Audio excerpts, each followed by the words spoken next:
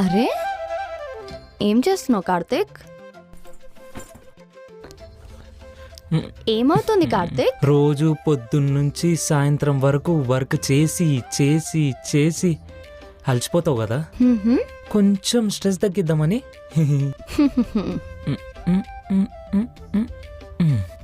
కాదురేక, నెల మొత్తం కష్టపడి వచ్చినట్టు తీసుకొచ్చి ఈ ఇంటి లోన్ కడుతుంటే నీకేం కోపం రావట్లేదా? ఒకవేళ మనకి పెళ్లి కాకపోతే ఈ ఇంటిలో నువ్వు ఒక్కడవే కట్టుకోవాల్సింది కదా. ఇప్పుడు మనకి పెళ్ళైంది కాబట్టి నీ బాధ్యత మన బాధ్యతగా మారింది. సో నేను కట్టినా నువ్వు కట్టినా ఒకటే. కానీ ఎందుకో నేను చాలా ఇబ్బంది పెడుతున్నా అనిపిస్తుంది రేఖ.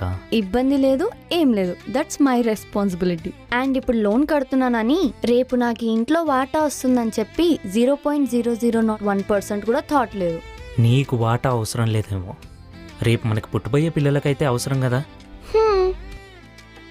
రేపు పుట్టాలంటే ఇప్పుడే కదా ప్రాసెస్ స్టార్ట్ చేయాల్సిందే. చెప్ అప్పుడే పిల్లలు వద్దు కార్తీక్, దానికి ఇంకా చాలా టైం ఉంది. ఫస్ట్ ఫైనాన్షియల్గా సెటిల్ అవ్వాలి. కానీ స్ట్రెస్ రిలీఫ్ కోసం అయితే ఓకే.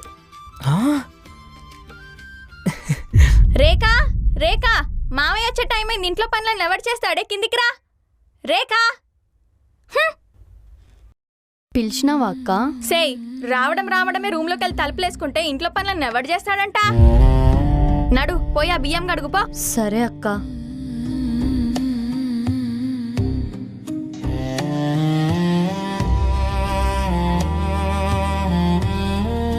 జాబ్ నుంచి రాగానే రెస్ట్ తీసుకోవచ్చు కదమ్మా, ఎందుకు ఈ పనులు చేస్తున్నావు? నేను కూడా అదే చెప్పిన మామయ్య, రెస్ట్ తీసుకొచ్చెళ్ళి పొద్దంతా పని చేసి వచ్చినావు, ఇంటి పనులన్నీ ఎప్పుడు ఉండేటివే అని. ఇంటనే లేదు చెల్లె. ఈ ఇంటికి దొరికిన బంగారాలమ్మా మీరు, ఎప్పుడూ ఇంతే అండర్స్టాండింగ్తో ఉండాలమ్మా. సరే మామయ్య.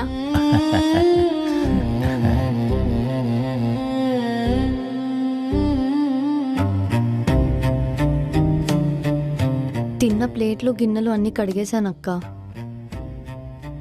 దీని ఓపిక మంచితనం చూస్తుంటే ఎప్పటికైనా మనని ముంచేలానే ఉందత్తమ్మా. ఫుల్ టైం ఇక్కడే సెటిల్ అయిపోతుంది అనుకుంటా.